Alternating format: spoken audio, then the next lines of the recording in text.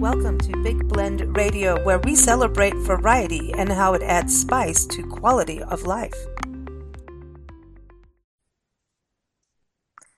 Hey everybody, welcome to the Big Daily Blend podcast here. And every first Sunday, we get to hang out with Johnny Schaefer, who's an amazing vocalist and composer and musician.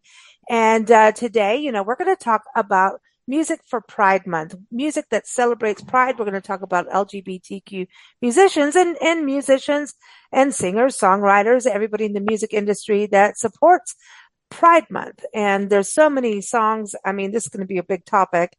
But welcome back, Johnny. How are you? I'm doing well, thank you, Lisa. I'm so glad to be back with you again. I can't believe it's been a month already. I know, but it's actually been a year since, we did Pride Month last year when Nancy and I were in Indianapolis, and we were talking about books and music. Yeah, you remember? And then it was the next month we thought, well, was it that month or the next month that we thought we should be doing this every month? So it's almost been a year. Am I right? It has been. I think so. Yeah, it's crazy. Wow. Yeah. Time really flies. Yeah. And we've got a music playlist, everyone, for celebrating Pride Month. Johnny is the one who put this together, but I know we're going to add some more in there. And of course, we've got to talk about Jill on there. She is on this, Jill Knight, Don't You Dare, is on the playlist, which has to happen. So let's reminisce about last year and bring Jill Knight back into the forefront for this year. That sounds great. And I'm so grateful to you for being on All About doing this, because here we are in 2024, but apparently it's still controversial to talk about Pride. So thank you for your support, and you and Nancy have always been wonderful. And we just go, of course. It's like, let's celebrate. I mean, it's like, why not? And we need to, it's like, come on. And anyway, it's another excuse for a party to celebrate great people. So. Yeah. So we, it was last year when we had Jill Knight on in conjunction with Gayla Turner, who wrote with her book. A wonderful book, Don't You Dare, about her personal journey finding, photos and letters in her mother's closet that revealed a love story between her grandmother and another woman in this whole LGBTQ secret enclave in rural Wisconsin 100 years ago. And she was, being lesbian herself, she was really moved by what this meant for her, that she wasn't alone in her family and all that. And so she went to Wisconsin and researched her grandmother's story and the story of the people in the photos, and wrote a whole book that both tells their story and her story. And she's gone to Wisconsin and lectured at the University of Wisconsin and different things. So she's, it's been wonderful. And I was moved by the book and wrote a song, Don't You Dare.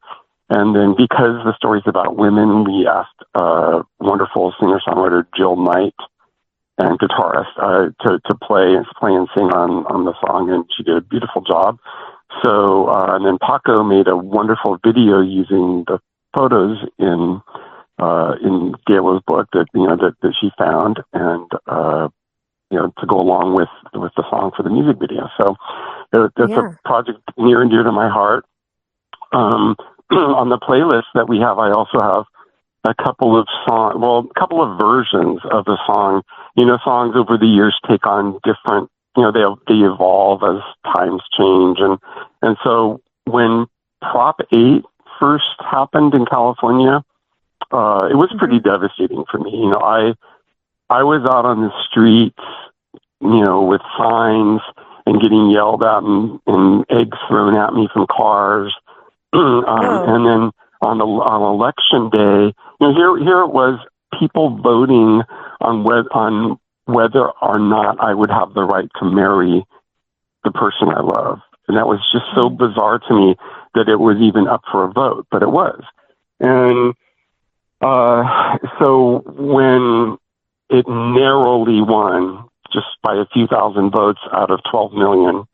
And unfortunately, it was just it was a constitutional amendment, but it was a simple majority. So we lost, and I was so devastated. I wrote this song called "It's About Love" because that's really what it was all about for me. It was just, this is simply about love. And they were trying to make it about all different kinds of things. And so I originally recorded it as a very somber ballad. And then George Takei and his husband, Brad, had recently gotten married. And I reached out to them, and they gave me permission to use their photos in the music video. And this was when it was my first music video ever. And it was kind of when music videos people were starting to make their own. And so it's kind of a slideshow, but we got photos from the wedding ceremonies in West Hollywood during that brief window after Gavin Newsom up in San Francisco, okayed gay marriage. And then they started doing it like in West Hollywood and different places. So there was like a 6-month period where a lot of gay couples got married. And then Prop 8, shut it down.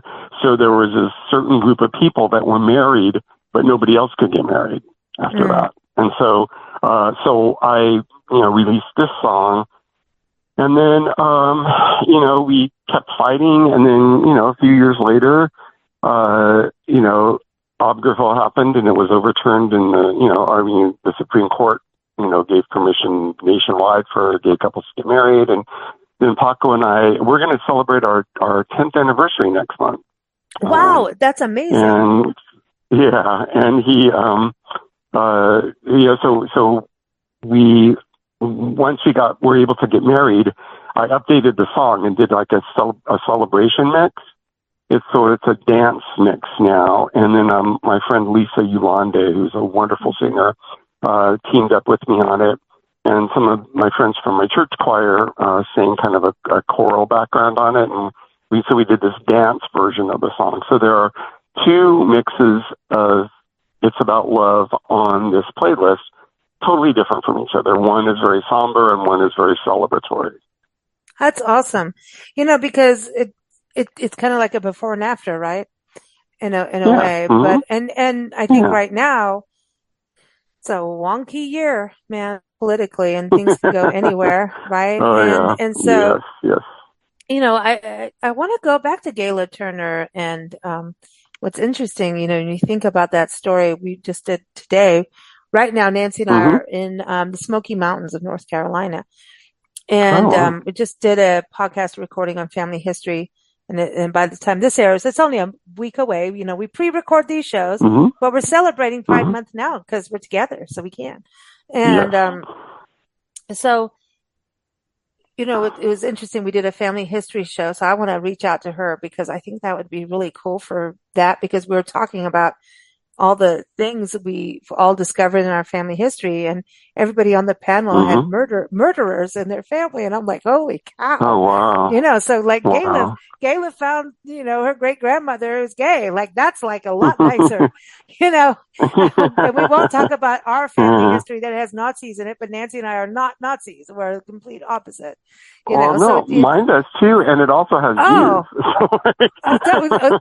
And you're a Catholic, so there you go. That's a mix.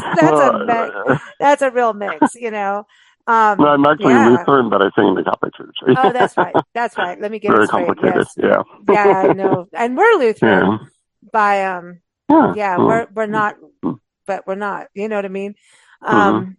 So and it's fascinating, and but going through that. But when this airs, everyone, first Sunday in June, we'll be in Wisconsin with pink flamingos. Remember our pink flamingo conversations? We will be back there for this show on that day. Nice. How funny is that, right? Nice. Remember we were talking about pink flamingos before, so I just think it's really darn cool.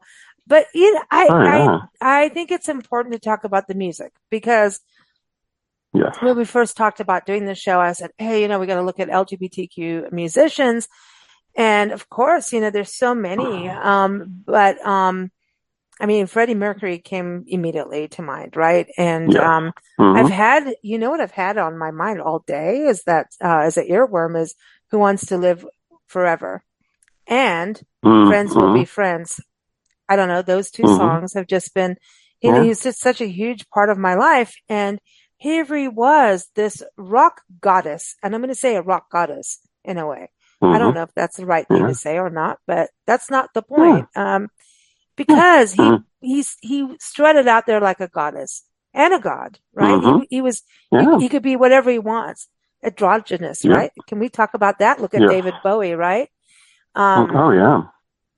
but his music connected. He was able to transcend beyond what people would, they just loved him no matter what, right? Mm-hmm. So those same people Yes. that love Queen, like, why wouldn't you vote for gay rights? Right. So it's kind of Mm-hmm. an interesting thing to, Yeah, I think people compartmentalize, they somehow are able to, okay, well, I really like this music, so I'll compartmentalize that this person's gay and and not associate that with all the other gay people or something. I don't know what it is, but yeah, that's interesting. yeah, I mean, I didn't even think about it. Honestly, I just always Yeah. loved him Mm-hmm. and thought, Yeah. God, what a performer, man. I mean, come on. Mm-hmm. You can't, he was just like one of the best. And of course, people think of Indigo Girls and Natalie. I don't even know if Natalie Merchant is gay. Is she?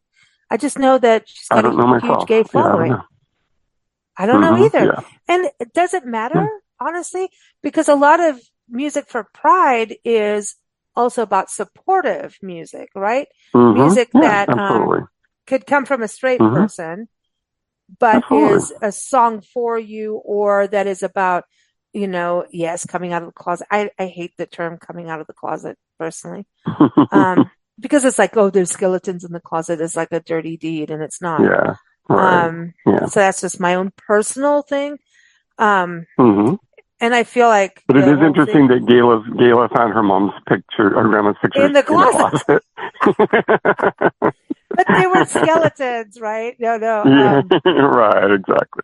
I know it's so Yeah. interesting how we are, and I think a lot of it does circle around religion, and Mm-hmm. I mean, but you are so much more religious, right? And I find that Mm-hmm. interesting how you've had to go through that. I mean, yeah, you want to talk on that a little bit? Yeah, I think the very first sure. time you came on a Yeah, show, we touched on it because it was Christmas music, and I'm like, yeah. well, how are you doing this? What's going on? So yeah, Yeah, touch on that a little bit. absolutely. My father was a Lutheran minister, and then I had my grandparents were Lutheran missionaries in India for 36 years. My dad was actually born there.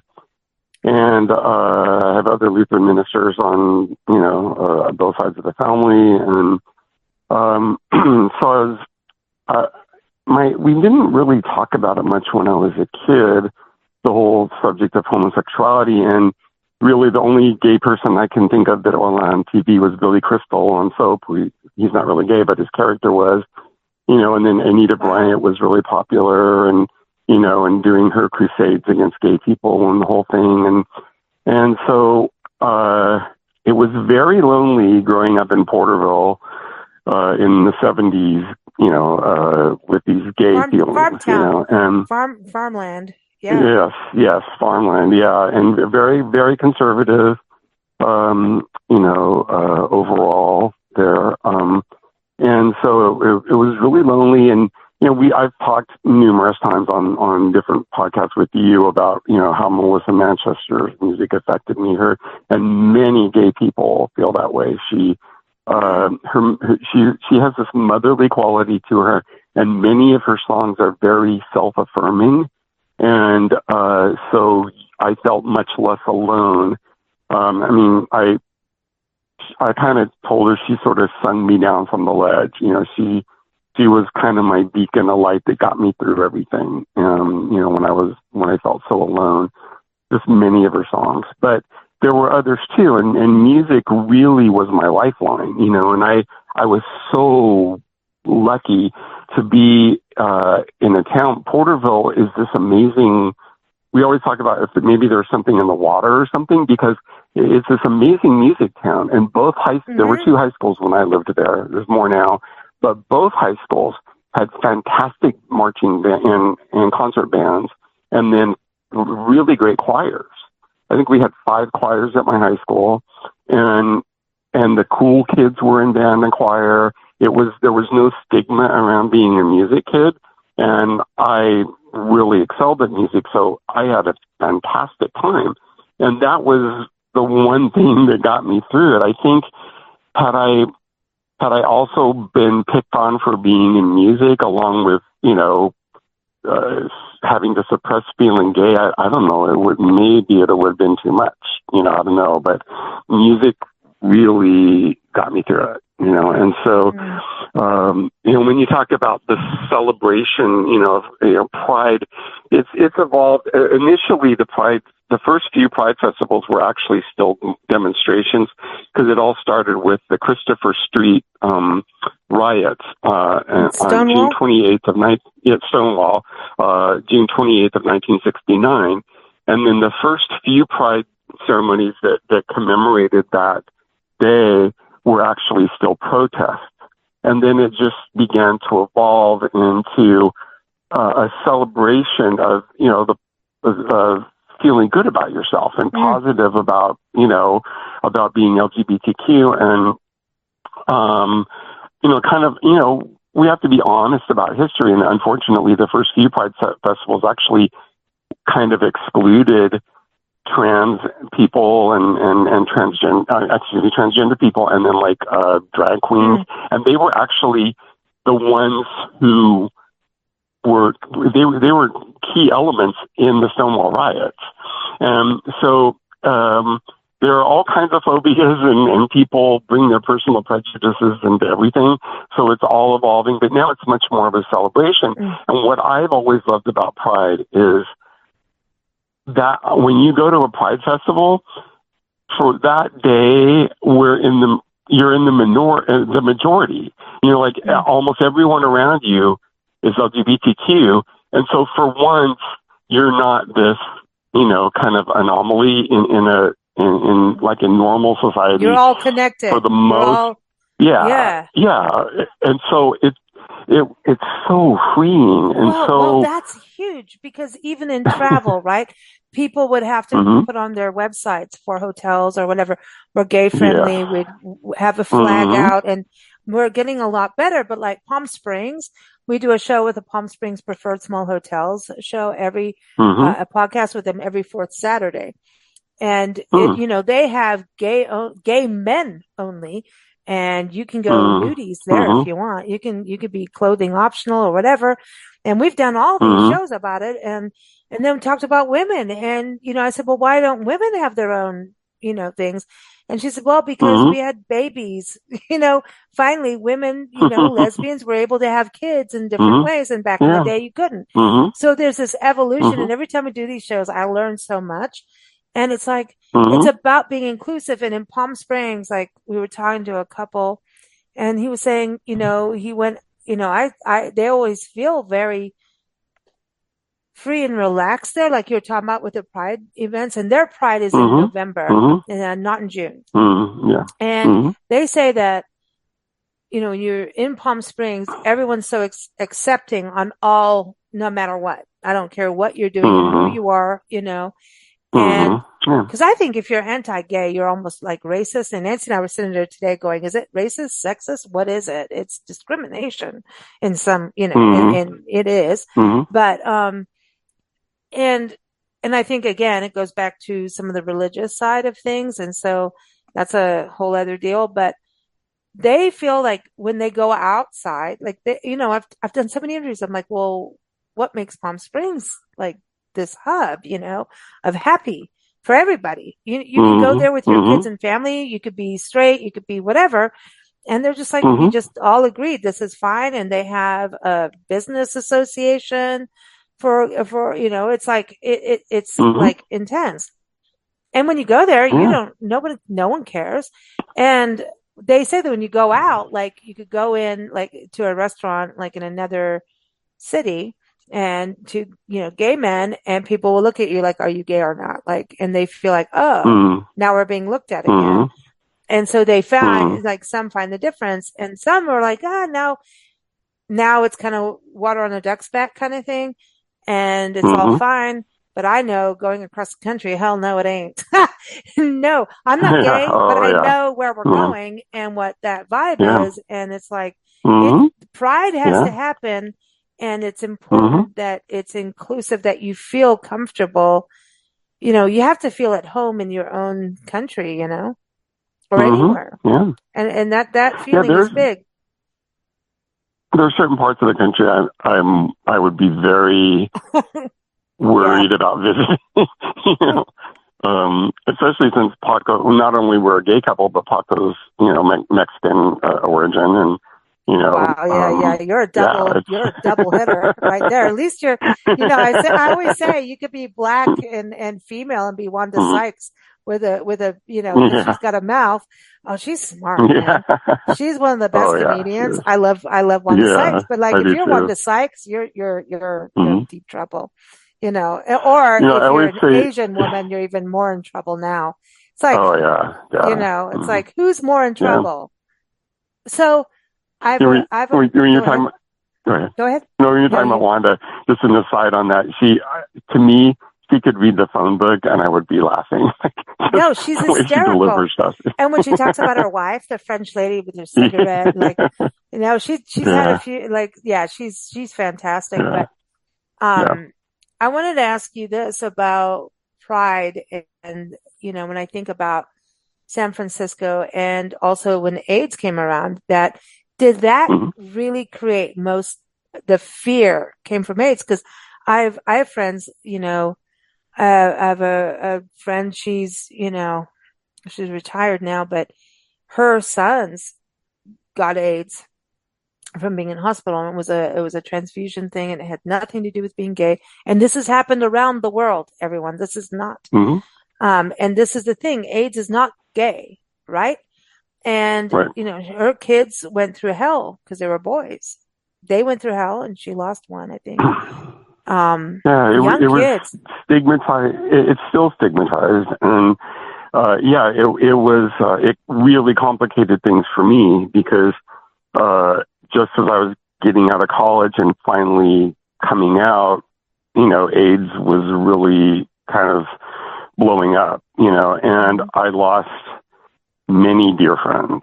I actually wrote a song years ago called Disconnected Numbers that was about, a guy with his phone book and he's, he keeps calling people and they're not there anymore, when you talk about spirituality, my friend Marianne Williamson was lecturing in West Hollywood on A Course in Miracles at that time. And, she was one of the few people that was telling gay men that God loved them, during the AIDS crisis. A lot of churches turned their backs on them. A lot of families turned their backs on their kids as they were dying. But then they hovered around, and as soon as they died, then they swooped in and wanted all their stuff, And Marianne started Project Angel Food because she looked around and said, this is a need. We need to put feet to our prayers, and no one is addressing this. So it started in a little kitchen in West Hollywood, like 5 people preparing meals for homebound people with AIDS. And then a lot of people just jumped in, and it grew and grew really fast. And a lot of celebrities jumped in. And then eventually there were different departments, like there was the clean team. So we would go to people's houses and clean their house. And it wasn't just gay men, it was anyone who had AIDS. So as you say, there were plenty of straight people that, we were serving too. And then I became part of Project Nightlight, and the hospital would call us when there was an AIDS patient who was near death, and they would have us come and sit with them so they wouldn't die alone. So Marianne called us midwives to the dying. And so we would go in and sit with them and caress them and sing. I used to sing with them. What's your favorite song? And we'd sing it. And then together if they wanted to pray or whatever, and so that they wouldn't be alone. And it was a beautiful experience, and it really changed my whole perception of death too. And many times they would be laying there, and they would start seeing loved ones from their past. Oh, there's my grandma. And it was always it was always beautiful. It was always beautiful.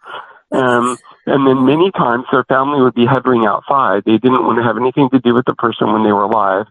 And then as soon as they were dead, they would, and some of these guys vultures. had houses with other guys. Yeah. And so, yeah, it was a really, it was a really tough time. And sadly, a lot of the younger generation of gay people don't really have a clue. They know it happened, but they, wonderfully, with all the medicines there are now, it's not it's not the death sentence that it was. But, I can't impress upon people enough what COVID sort of, collectively, we all went through something with COVID. Over 1 million people died. But that also became a political drama. Exactly. Yes. Yeah. So it's but it was very, very painful, very difficult to navigate, and it added a whole other layer to just coming out. You couldn't just come out because you also had to deal with, right away. Like if I lost weight, people would look at me. Oh, are you okay? Are you healthy? Like right away they would start assuming that. Oh my gosh! Johnny's lost weight, and everybody now that he's going to need meals. Oh my gosh!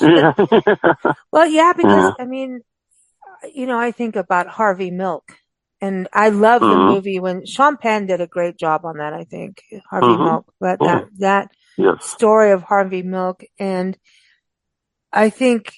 It was not just a story of being a gay man standing up for community, but as a man standing up for his city and trying to do politics with integrity. And it showed back then just how corrupt it was and how he wouldn't be that way. And that movie, because I didn't know about Harvey Milk until the movie, right? And that's the positive power of the arts, right? And Google and all that, right? Now we have all the internet, but we've got to find the truth on there too. And I remember watching this and just like, and it came out after a friend of ours, Nancy Abbott's friend, Damon, when we lived in Florida and taught music, and he was in there and he went through AIDS, and the medicine wasn't quite there yet, but he was like, it was almost like he had this bag of supplements, and he was going down, and he came over to my house. And at the time I was dating an idiot, and I should have just kicked him out for the night because he didn't get any of this. I'm like, this is my friend. You're going to be like that out, and it was really hard. And he was the sweetest. And I could literally see him fading away. Like it's different.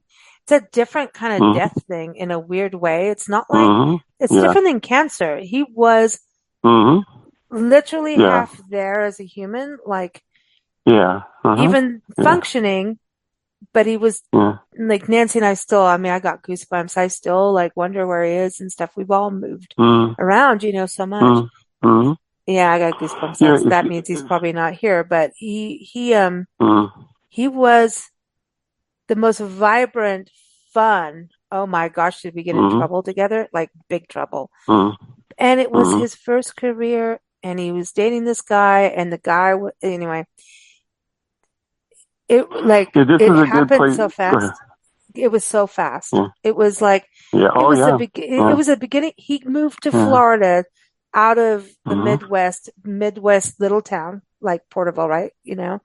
And, probably smaller even, and moved to Florida to get away because none of his family liked him, and went into the music thing because he was good at music, and we all became fast friends immediately. And everybody, no matter their background or spiritual or religious or political beliefs, could not like him because he was like just the sweetest, fun, naughty guy. And, but it was like he was becoming an adult, like the same kind of time as me. And it took him then, like he didn't have his full, like, boom. I can't, and I know you've seen so much more than me of that, but like it was fast, and it happens to women too, everyone, it's, and not just gay people. I want people to understand that AIDS is not a gay disease. And I think that stigma is still lingering, Yes, especially in certain countries. My friend Ron Frederick is a musician as well, and he wrote a beautiful song called Be Here for the Cure. And it's not on Spotify, but there's a beautiful music video that he made for the song that's on the YouTube playlist. And he really eloquently, sang about, that desire to, like at that time, we didn't know. Initially, they weren't even sure exactly how you got it or anything. And by the time, because it has a very long latency period, a lot of guys got it before they even knew what was going on, because you can have it for like 10 years and not have any symptoms. And so initially, a lot of guys already had it before they even knew about it. And so the whole thing was praying for a cure and hoping that, that we would be there for the cure. And so Ron wrote this really beautiful song about that. So, it's on the playlist, everyone. That will be linked in the show notes. And also, you've got to go to hearjohnny.com, JOHNNY, hearjohnny.com, for Johnny's website. But all the links are in the show notes. We'll have a Spotify music playlist, and also we'll have the music playlist on Spotify. But I'm also going to link back to last year's Pride Month podcast we did with you and Gayla and Jill, because I think that was such an amazing conversation. And you actually don't get to hear that much about lesbian history, actually, Right. Yeah, you gays are stealing the thunder of the lesbians at times. I'm just kidding.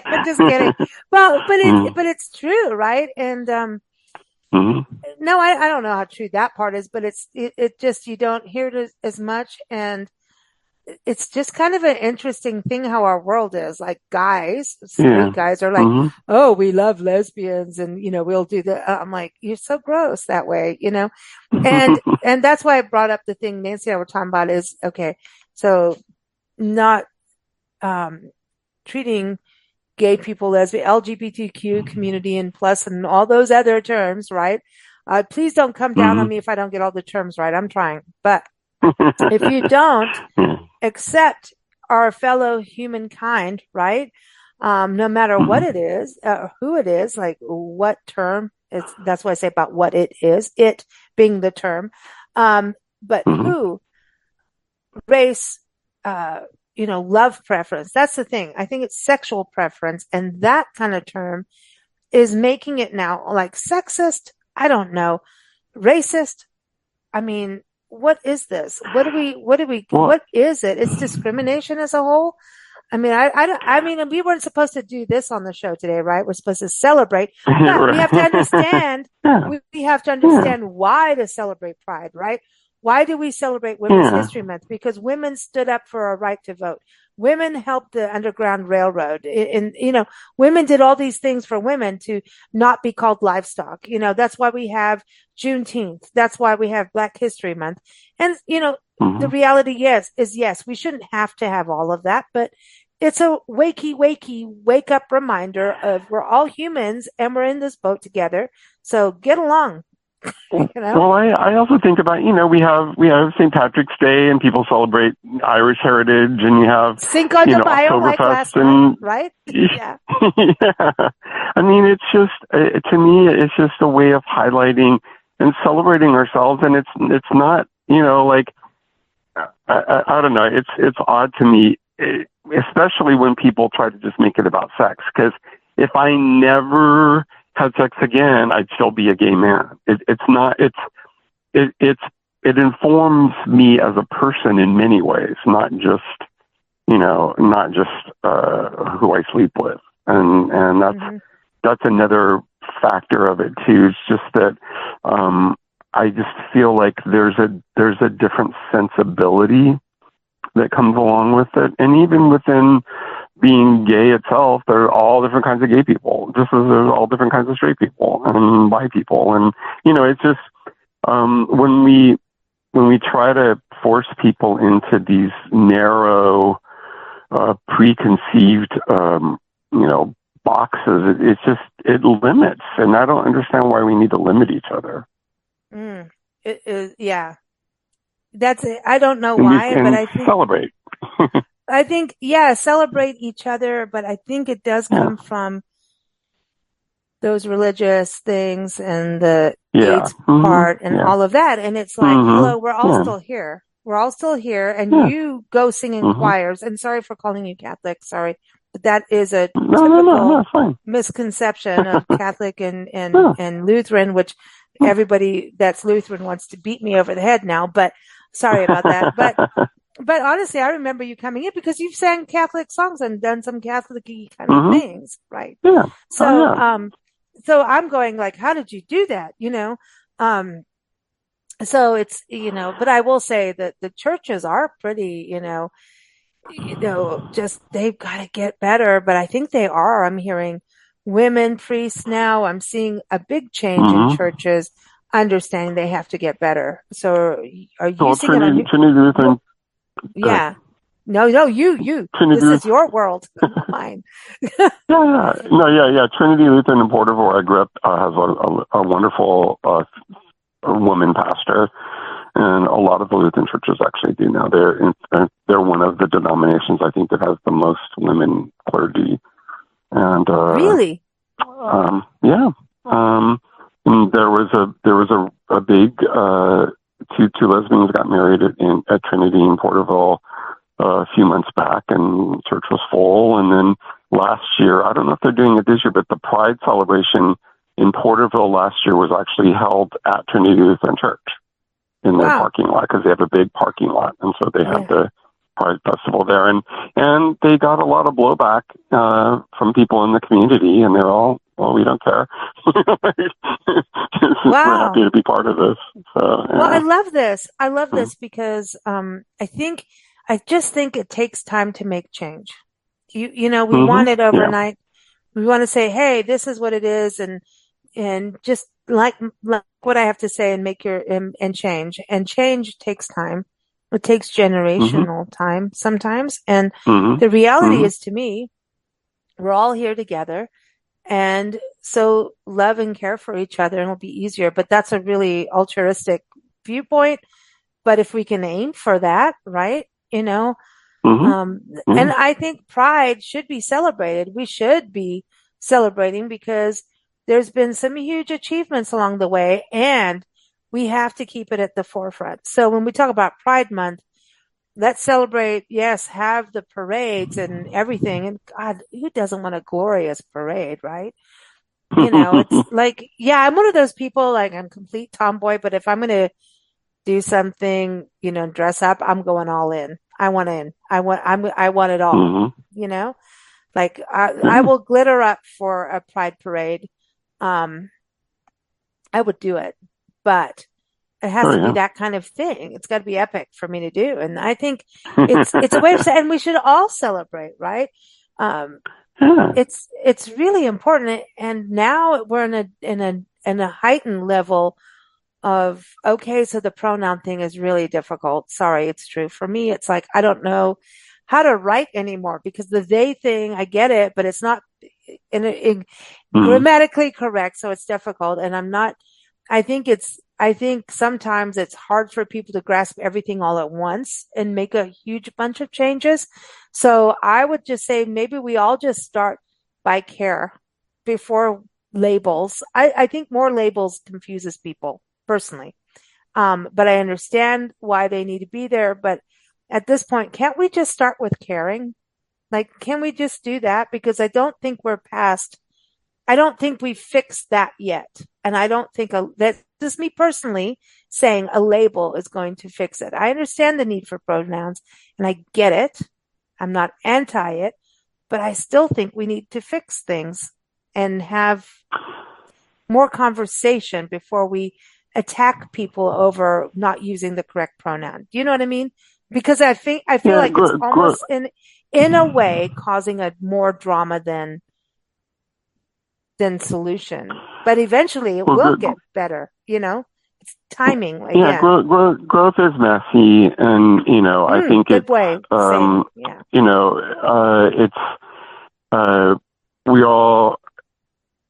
all do our best, and we're all going to stumble sometimes, or we're all going to we all need to play catch up in certain areas. I mean, I gave the example of how the first few Pride festivals, they actually didn't include, they kind of excluded transgender people and some of the drag queens who had actually been the ones that instigated the Stonewall riots. And so there's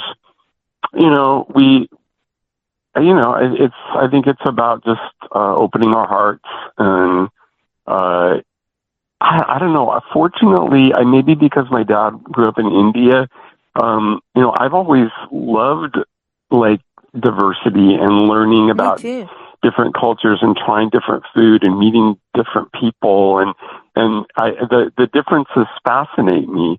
And for some reason, a lot of people seem to be very threatened by differences, and I just hope that somehow we can get past that and start celebrating them. I just want it more as like a heart thing, more than a label thing. And I understand the labels are part of identification.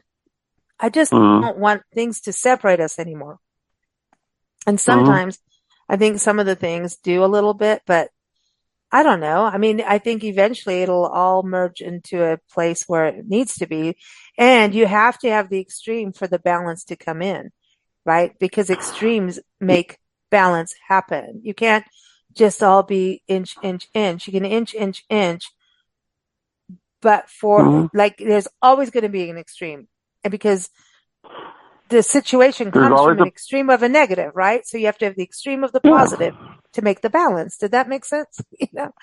There's a pushback against any change. There was this old guy in our church, and he says, "I'm old, and I've seen a lot of change, and I was against every one of them." I mean, he was joking, but it can be uncomfortable, and I mean, actually, getting back to my friend Marianne, there was a relative who wrote me a 14-page letter condemning me to hell, when he found out that I was gay. And she said, well, the one thing I would say about that is she knew that it had taken me like a decade to get comfortable with being gay. She said, and you didn't really have a choice. So maybe it can help you to know that he's got to work through whatever it is he's got to work through, and maybe give him some slack, knowing that it was hard for you too. And that was helpful to me. It's just, I think we just have to meet each other where we are and be open to each other and just talk. That's what I mean. Yeah. I prefer that. I prefer that. Because I mean, there's people who don't even know what their pronoun is yet. It's like, give people a break. And there's all these wars going over stuff that I'm just like, why don't we just start with getting along? I just want to take a step back and just can we just have a picnic? Can we all just talk? Let's just do that and find commonality. But maybe that's part of it. I'm not anti any change that is to progress. I just think sometimes things don't stage out at the right time, but it's working. I mean, people are doing it. I don't even know how to do my pronoun thingy, but I'm not against it again, everyone. It's just, I think the change thing is always the hardest thing in life. That is the biggest thing, is people do not like change. They want to be cozy in their little burrows of their home with their little things, and they're, everybody wants change. And I've learned to live outside of that. So living in one spot would be a big change for me, It like, reminds me of that book, You Move My Cheese. I don't know if you know that book. mm-mm. I don't remember who the author is, but there's a book called Who Moved My Cheese, and it's about Oh, yeah. the whole book is That management cheese. Yeah. I learned about it from a guy not in Porterville, in Hollister. So just north of you. Yeah. A guy in a golf course. He lent Nancy and I the book, and yeah, that's interesting. Who Moved the Cheese? It's a manager book, like a leadership book, right? Yes, it is. So this is why we need music, right? Because music is part of celebration, and music is part of getting us through everything. So YMCA the Village people, obviously. But what about Cher and her music? Oh, of course. What do you think? Yeah, yes. We got to have her. Oh, yes, she's an icon. Yes. Yeah, absolutely. And then you did, of course, put Lady Gaga. She's an incredible human being. Yeah. Don't you think she's incredible? Like, her versatility in the arts. She'll do something, and even if it doesn't make sense to half of us, it doesn't really matter. She just gets on to the next project. And I think in the arts, we have to be able to do that, because sometimes it will come back around even when you're dead. Oh, you are ahead of your time. Yeah, and as an eclectic musician myself, I really admire that. She did big band stuff, with Tony Bennett. Tony Bennett, thank you, yeah. And, and then all of her dance stuff and, beautiful ballads. And so, yeah, I love that she is helping to broaden people's idea of what artists can do, and, blowing genres out, and, so that, we're not so limited, because I like to dabble in all different kinds of music, and so I appreciate that about her too. Now, I'm really glad that you put George Michael on the list with Freedom. I think I had a crush on him when I was in high school. I have a diary in our storage unit of his picture pasted in there. Little did I know. But yeah, he was, come on. He's handsome. Dude, those eyebrows and he was like a Grecian god to me as a little girl. Yeah. And I was like, what, 13? Oh, even younger. He was with Wham. Remember Wham? Oh, and come on. I had no clue, but I didn't understand or know. Didn't think of it. But the fact is, I was always surrounded by gay people my whole life. And after, no, because there were a lot of gay men in tribes. And they would walk around holding hands and stuff like that, and it just was kind of normal. So I didn't quite understand it. When I was a kid, I didn't understand all that yet, right? And so it's just different. And then in South Africa, that was different. Gay people were not accepted when I was there, and I had a few gay friends, and they were very quiet because you'd get beaten up. Yeah. For sure. Oh, yeah. And so, but he was a big deal, but I did have a crush on him. So how many straight girls had crushes on gay men in their lives? A lot. Isn't that true? They're like, ooh, Ricky Martin did it. Oh, how many women and young girls fanned him, right? Loved Ricky Martin. Yes. But I always knew he was gay. Didn't you? Had to, right? Yeah. Yeah. Yes. Yeah. Okay. You put Bruce Springsteen, The Streets of Philadelphia, which you've seen that movie, right? Yes. Oh, dude. That still, when I hear that song, it tears immediately. And even just thinking about it, that song and that, that was good. That was good. Yeah. Glad you included in the movie that. itself, I kind of felt like he and Antonio Banderas were more like roommates to me like they didn't come across as really that in love with each other, but it was an important movie. Exactly. It was an important time movie. frame. And then we get Mm-hmm. Brokeback Mountain and everybody freaks out. Like, what the heck? You know? You think about the two, like we go from here to there. Yeah. It's like, come on. You know, it's like, it's a subtle, when you think about Streets of Philadelphia, it wasn't like what now. Things are a lot more open on TV, on Netflix. I mean, it's a lot more open compared to when we were all teenagers, right? You know? A lot more. I don't think we saw very much at all when I was a teenager, but I was in a different country that, you know, in the tribal bush would be different than what we saw now, you know? So that's different. But, I love that you have, Ode to Billy Joe. That's interesting. Yeah, that, you know, the Robbie Benson, you know, did the movie, you know, and it definitely, they portrayed him as a troubled gay kid, and that's why he jumped off the bridge. And I was really, you know, I guess I had a crush on Robbie Benson, and I was really grateful that he did that movie. And at the time, I was still, you know, really, you know, struggling with, you know, my identity, and it meant a lot to me that he did that movie. And it was funny because the song, I never really knew exactly what the song was about, but I always imagined that was the story.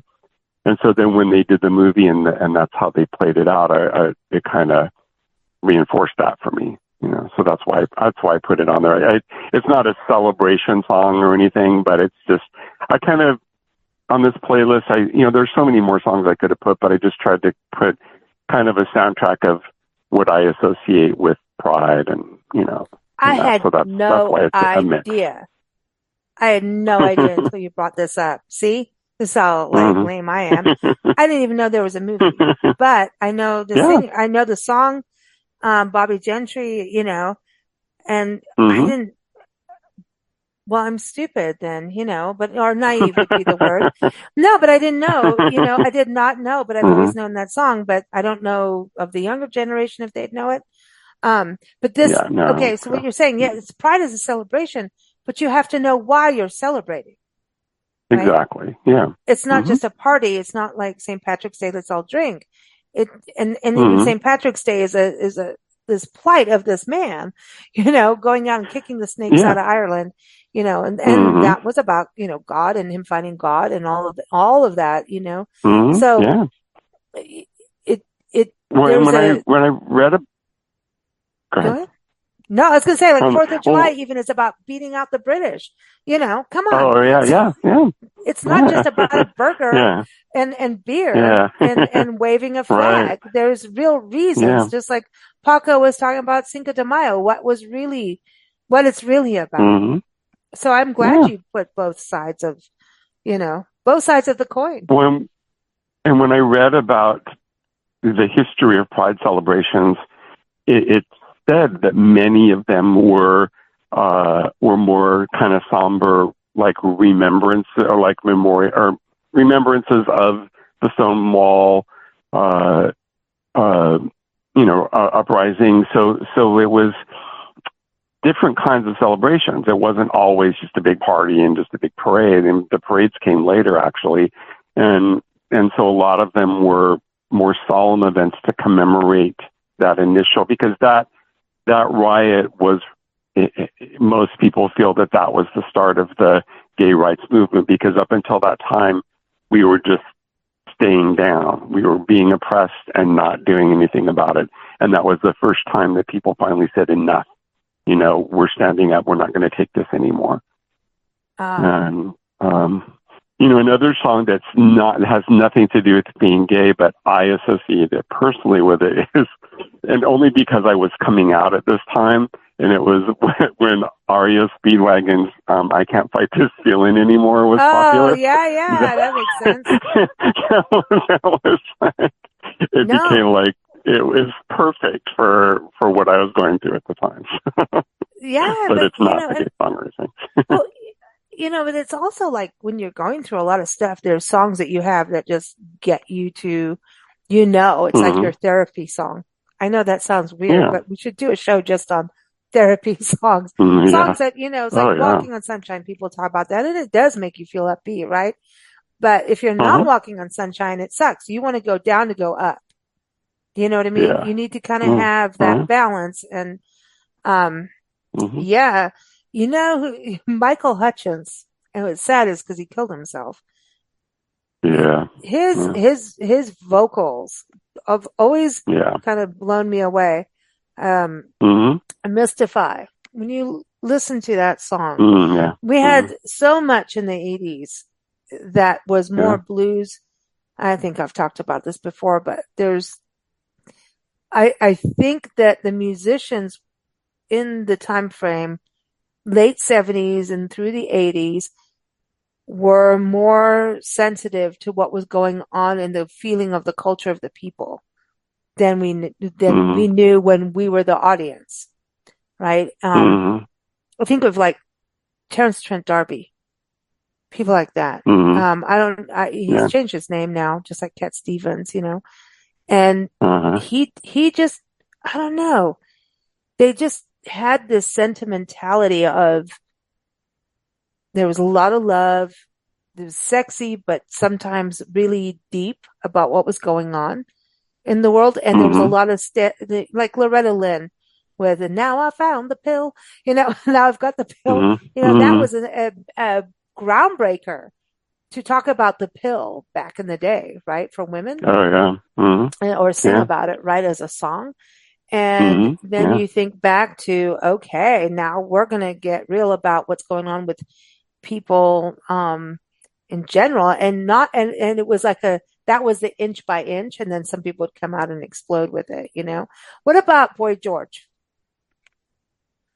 What are your thoughts on him? Oh, well, I mean, yeah, he's a wonderful entertainer, and he was very, I remember the Barbara Walters interview where he sort of didn't exactly know quite what to say when she asked him if he was gay, and it was, she kind of put him on the spot, and I love his music, and I think he's himself. I always admire people who He's an artist. aren't Like, I afraid. think he's just an Oh, yeah. artist. Like, that's Yeah. how I Who look at aren't him. afraid to be themselves. What's Hmm. very interesting to me is right now there's this, I keep seeing like on TikTok and YouTube videos and on Reels, a lot of young people are using the Bronski Beat, Small Town Boy. Hmm. And the videos they're using it in, I just think they like the groove, and like they don't really understand that song, because I'm in a group of gay men in their 60s on Facebook, and a lot of them have been posting about this, how that song to this day, like they just start weeping because that song really epitomized, what we were talking about earlier with the pain of losing so many people, and that song is devastating, and it's Oh, also wow. got a They're really using good it the beat, wrong and way. it's very Yeah. cool. But yeah, these young people are just using it for like a cool vibe, and they just don't really get it. Mm. It's odd to me to see that song in a lot of the reels that it's being used in. I mean, Oh, that's sad. so yeah, but I times want to, change. yeah, I want to go to Judy Garland. Okay. Oh, You, yes, you yes. put Over the Mhm. Rainbow. I won Mhm. a radio contest when I was a kid, calling into a radio show and Yeah. singing it or doing something. Yeah, I can't remember. Oh, I nice. don't know. Yeah, Oh, but that's Judy cool. Garland. Yeah, I was supposed to win some toothpaste or some stuff. I don't know what it was about, and I never got it. But Mhm. anyway, it's weird. Um, Well, but Judy Garland went through literal hell in her life, right? oh, And The yes. Wizard of Mhm. Oz and everything. But so everybody goes, "Oh, Judy Garland, that's a gay thing." And so I want to address this, if that's okay with you, because Uh-huh. like I just think she's an amazing singer, actor, and you know, she just had a really Mm-hmm. hard life. So what is that Mm-hmm. all about? Do you mind addressing Well, that or not? Like, I mean, you can oh, say oh no to no, anything, oh of no. Of course, course. there are certain, theme, like, you mentioned Cher, you mentioned Lady Gaga, Madonna was a. There's certain, and for me and a lot of my friends, Melissa, there are women who uh, it tends to be strong, or women who take on the world, and who are incredible artists, that gay men just idolize and just like they want to be, And also have they, empathy uh, dra- of your yes, strife. yeah, and drag queens like to do their, to lip sync to their music and that. And I don't know if you know this, but in the 60s, 70s, maybe 80s, a code to let people know that you were gay was you would say, "I'm a friend of Dorothy." No way, I And did not know that. No. yes, and that was an allusion Oh, to Judy Garland in Wizard of Oz. And so um, it's just um, Judy, and then also her, Liza Minnelli as well, became gay icons, and and Cyndi oh, Lauper, and Barbara, yeah, oh, Cyndi Lauper, yeah, Barbara and Streisand, so yeah.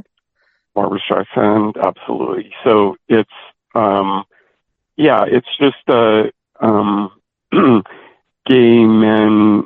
I don't know if fetishize is the right word, but like They connect. They connect. Yeah. really, yeah, you really make, they become icons. And so, but yeah, with Judy Garland specifically, that was how you could tell if someone was gay. You would say, "Oh, you were a Oh, friend of wow. Dorothy."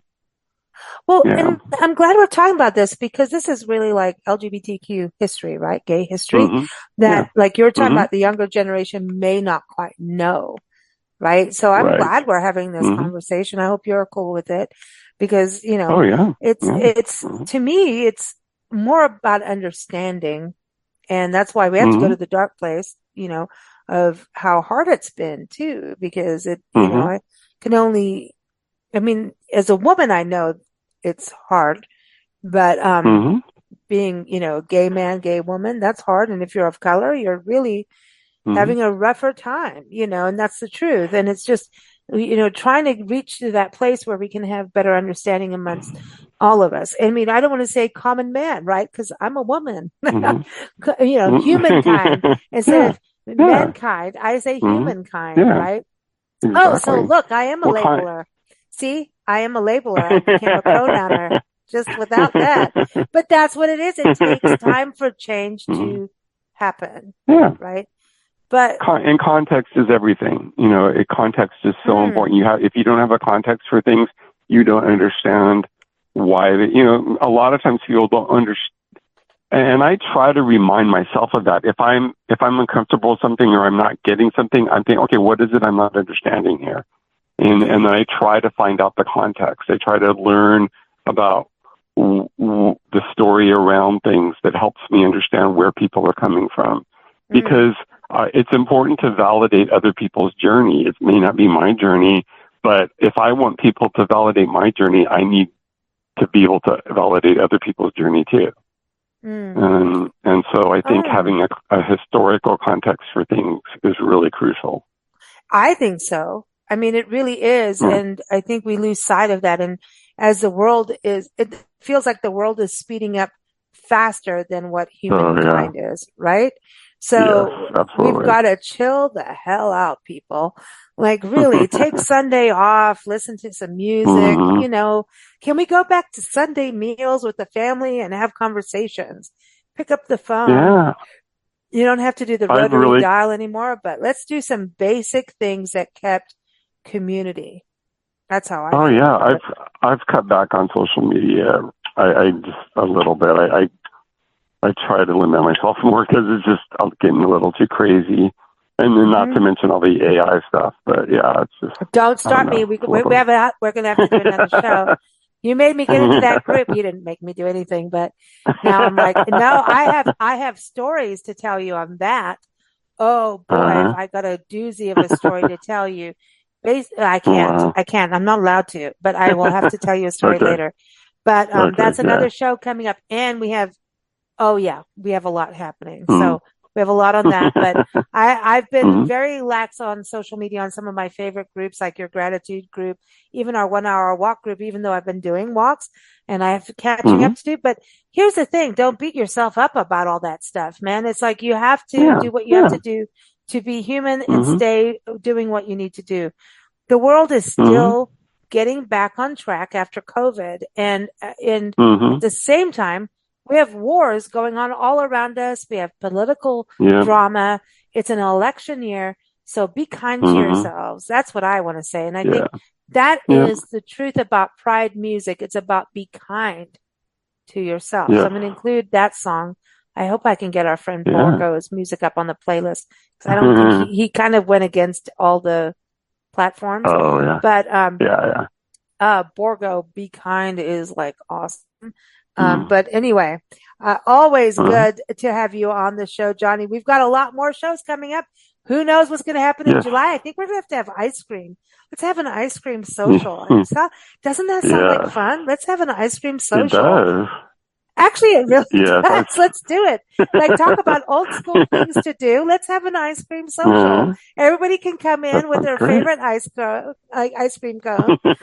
I love this. We can play ice cream music like from Van Halen and whatever. And we can play the little ice cream truck song. Anyway, sorry. It's going to be summer in a few days. Can you believe it? Oh, yeah. I love it. Crazy. I love it. Yeah. Well, thank you as always, everyone. Again, the playlist that is predominantly Johnny, but I'm going to add some songs in there because he left out the Indigo Girls. He left out a few people like Freddie Mercury, like how dare you? But he's got Elton John. He's got a lot in here. So just know, like 2/3 of this playlist, because that's the thing. I always go put these playlists together and I'm like, oh, but wait. And an hour goes by. I'm like, oopsie. What just happened? Do you go down a rabbit hole when you do these? You start going, well, I want to add this. Oh, yeah, totally. Yep. Yeah, the playlists are cool because you can listen. It doesn't have to be during Pride Month. You can listen anytime. But honestly, it is about a celebration, and why you celebrate is because you celebrate because of an achievement, right? And most of the time. But, and so this is an achievement, and we want to keep that achievement there and legal. That's what we're just saying. So anyway, everyone keep up with Johnny. HearJohnny.com is the website to go to. Tell everybody where you are on social media. Most of my handles are also on YouTube. You can just type @HearJohnny and my channel will come up, and please subscribe. And on Facebook, it's just Johnny Schaefer musician with a blue check mark. And on Instagram, verified. It's @HearJohnny. Yes, I am. And on TikTok, it's @HearJohnny too. So most of them are HearJohnny. On TikTok, it's HearJohnny here because there was already somebody who had snagged HearJohnny, but I'm not even. On X or whatever, Twitter, but I actually don't go on there very much anymore. So. X marks the spot. Take care. Thank you, everybody, for joining us here. We'll see you next week. Yes. Bye-bye. Thank you for listening to Big Blend Radio. Keep up with our shows at bigblendradio.com.